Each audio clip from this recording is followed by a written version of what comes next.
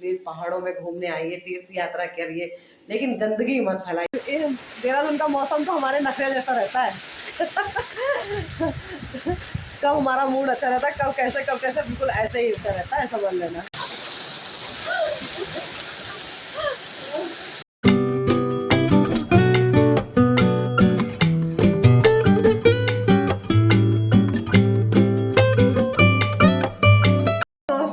आप सभी को मेरा प्यार भरा प्रणाम। मैं सुनीता रावत, सोना रावत, देहरादून देवभूमि उत्तराखंड से। दोस्तों, आशा करती हूँ आप सभी कुशल मंगल से होंगे। मैं भी कुशल मंगल से हूँ। और इस टाइम शाम के क्या टाइम हो रहा है केसु? टाइम हो रहा है 6:45। हाँ, 6 ही समझ लो शाम के बस। और मेरी पुज्जू भी आ गई है, वो बैठी है देखो उधर। ये मेरा नूना बच्चा, ये देख लो क्या हो रखा है, ये देखो टक टक टक टक टक टक टक मेरा कांचा चीना। और पुज्जू वो है देखो, अभी आई है ड्यूटी से। और मैं जा रही हूँ ये सामने किचन में। और आप तो जानते ही हो, मेरा तो शुरुआती किचन से होता है, शाम भी किचन से, दिन भी किचन से। और देखो बाबू बाबू चिल्ला रही है बेटा। अच्छा, और मैं आ गई हूँ किचन में। और आपको बताती हूँ केसु पानी भी आ गया है, शाम को आता है, क्योंकि यहाँ हमारे लाइन नंबर 1 में सुबह के 4 बजे आता है, 4 से 7 बजे तक। और जब तक हम उठते हैं तब तक पानी चला जाता है। और शाम को देते हैं 6 साढ़े 6 बजे शाम को आता है, फिर 1 डेढ़ घंटा शाम को रहता है। और सही भी है, क्योंकि और लाइनों में भी पानी जाना रहता है। अब काफ़ी मकान हो गए हैं तो पानी की भी भाई किसी को भी दिक्कत ना हो, थोड़ा थोड़ा पानी सभी को मिले। और बताएं, आज दिन भर बादल भी खूब गरज रहे, वैसे भी अलर्ट कर रखा है बारिश के मौसम का। देख ही रहे हो, आंधी तूफान तो 2-3 दिन से बारिश आंधी तूफान आ ही रहा है। और गांव से भी माँ बता रही थी कि वो अर्चना का फ़ोन आया था, कही थी कि वहाँ तो 2 दिन से लगातार बहुत मूसलाधार बारिश हो रही है। आज भी अंधेरा हो रखा है, मुझे लग रहा पता नहीं उधर ही बारिश हो रही है गाँव की तरफ, या तो आप देख रहे हो यात्रा भी शुरू हो गई है, पता नहीं उधर बारिश हो रही है, हो ही रही है। तो बस मैं तो यही कहती कि भगवान बारिश हो, लेकिन ये है कि ज़्यादा ना हो। ये बिजली आंधी तूफान किसी को नुकसान ना पहुँचे, किसी का नुकसान ना हो, बस सबका ख्याल रखना भगवान जी। हे बद्री विशाल, हे केदारनाथ जी, हे गंगोत्री यमुनोत्री, हमारे चारों धाम जी, रक्षा करना सभी की। और सभी की यात्रा मंगलमय हो, और सभी यात्रियों का ख्याल रखना। बस मुझे थोड़ा सा ये रहता है कि जो ये लोग घोड़े खच्चरों में इतने हट्टे कट्टे मोटे घोड़े खच्चरों में जाते हैं, मैं कहती हूँ क्यों तीर जाए, क्यों उन घोड़ों की जान लेते हैं बेचारे, बताइए। और न जाने भाई, मैं घोड़े वालों से भी यही कहना चाहती हूँ कि इतने चक्कर ना लगवाइए पैसे के चक्कर में कि बेचारे घोड़ों की जान निकल जाए। हाँ, और उनके भी भाई दाना पानी, चाहे उनका भी खाने पीने का ख्याल रखो, क्योंकि वो इतनी मेहनत करते हैं, तभी आपको मनी मिलती है, समझ लेना। और थोड़ा सा एक लिमिट सही रहता है कि भाई हाँ, इतने चक्कर मारना है, ये नहीं कि उनकी जान ले लो। क्योंकि हर साल देखते हुए कितने घोड़े खच्चर मरते हैं वो यात्रा के टाइम पे, बेचारे भूखे प्यासे दिन भर लगे रहते हैं यात्रियों को ले जाने में। और बहुत से लोग ऐसे होते हैं, मैं देखती हूँ कि वो जो टोकरी नहीं होती है, बस मतलब लड़के वगैरह रहते हैं बेचारे, उठा भी नहीं पाते, इतने मोटे मोटे रहते हैं कि उसमें बैठ भी नहीं पाते और ले जाने। मैं कहती हूँ कि फिर क्यों आते हैं यात्रा के, जब चल नहीं पाते। वो तो देखो ये सब चीज़ें तो होती है, जैसे कोई बुजुर्ग है, अपाहिज है, कोई वैसे है, मतलब जो चल नहीं पा रहा है, तब तो ठीक भी रहता है, अच्छा भी रहता है। या बोझ ढोने के लिए घोड़े खच्चर होते हैं, आप घोड़े खच्चर में बैठिए ठीक है, लेकिन जो इंसान की टोकरियों में बैठ के जाते हैं, समझ लेना तो कितना उन पर अत्याचार करते हैं ना। कैसे बेचारे, बताओ कि कम है क्या? गौरी कुंड से और केदारनाथ तक 17-18 किलोमीटर है, समझ लो, वहाँ तक उनको ले जाना ना। तो ये तो गलत है। खाली पैसों को मत देखिए ना, इंसान की ज़िंदगी भी देखिए, ये भी तो देखिए कि बच्चे हैं वो। आप जाइए ठीक है, आप जो हट्टे कट्टे मोटे तगड़े घोड़े खच्चर में बैठिए, लेकिन ये है कि भाई उनका भी ख्याल रखिए। और जिनके ये घोड़े खच्चर है वो भी अपने घोड़े खच्चरों का, अपने साथ साथ अपने घोड़े खच्चरों का भी ध्यान रखिए।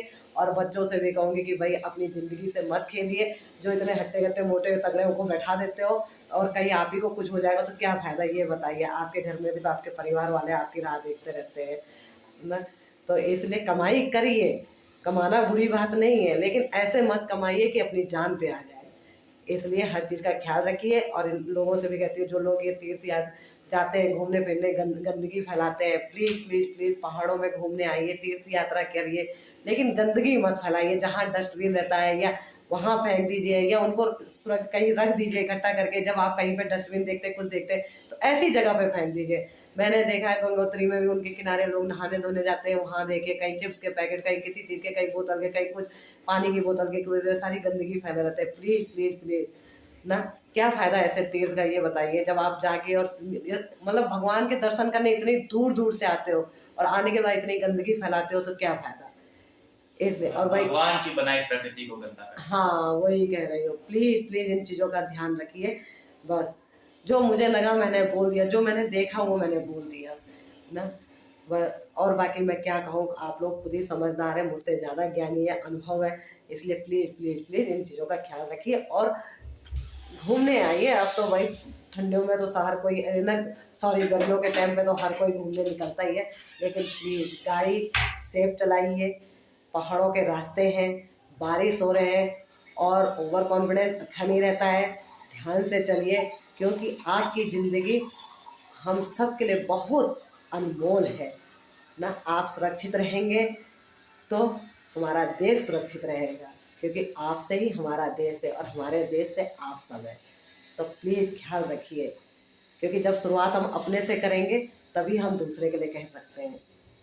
तो इसलिए आप कहीं भी घूमने जाते हैं तो प्लीज़ गंदगी, क्योंकि मैंने तो देखा है जहाँ जगह जगह डस्टबिन रखे रहते हैं, वो रखे रहते हैं। नहीं है तो उसको एक पैकेट में पन्नी में भर के ले आइए, कहीं रास्ते में आपको जहाँ भी डस्टबिन है वहाँ फेंक दीजिए।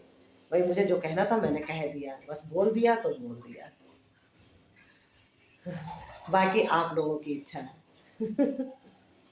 क्योंकि मैं तो यही चाहती कि जैसे आप अपने को परफ्यूम वगैरह डाल के डेंटिंग पेंटिंग करते हो, हैंडसम लगते हो या सुंदर लगती हो, प्लीज़ ऐसे ही जहाँ घूमने जाते हो उस जगह को भी सुंदर रखिए, क्योंकि अगर आपकी सुंदरता है तो उस जगह की भी सुंदरता है, तभी तो आप घूमने जाते हैं ना, तभी तो आप तीर्थ कर रहे हैं ना।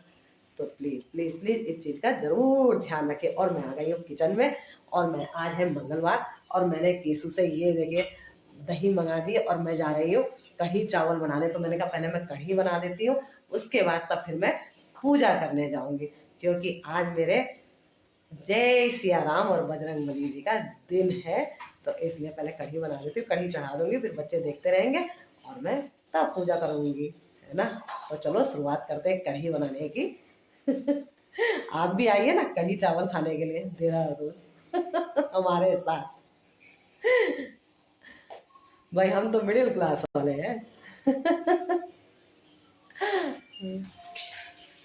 दिल के बड़े हैं, नोटों के छोटे हैं।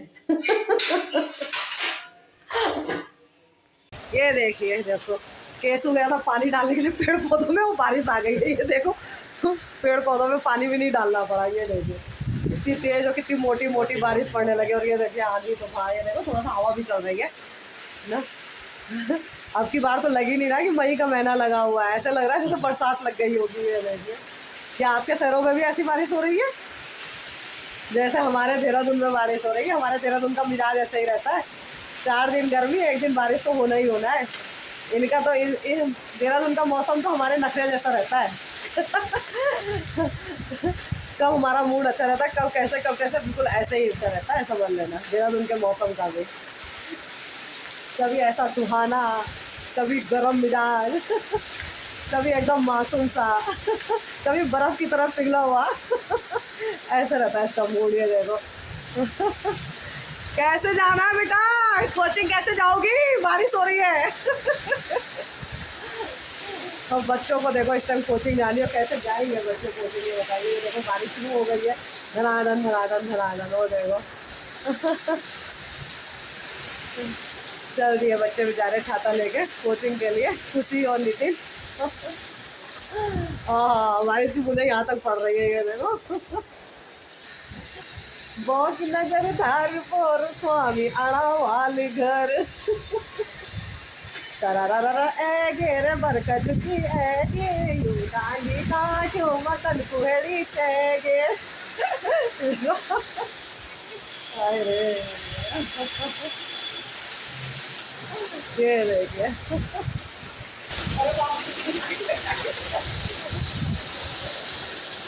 बिना कोल बाप में भीग डाले थे आधी रात में।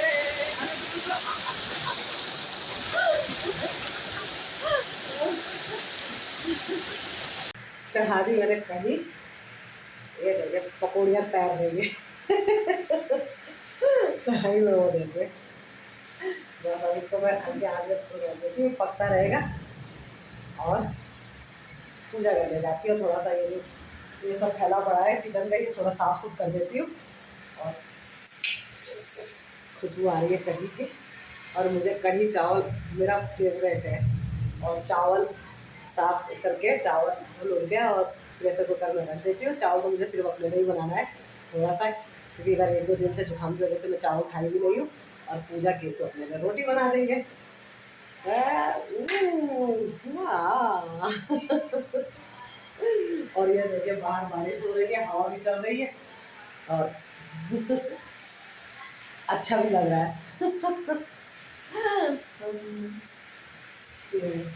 चलो फिर और काम करते हैं ना। और काम क्या, मतलब जाती हूँ पूजा करती हूँ। बारिश की आवाज़ सुन रहे हो ना। पहले इसको थोड़ा साफ कर लेती हूँ ना, ठीक है ना। ठीक छे ना, ठीक छे कि नहीं छे, ठीक छे ना, ठीक है ना।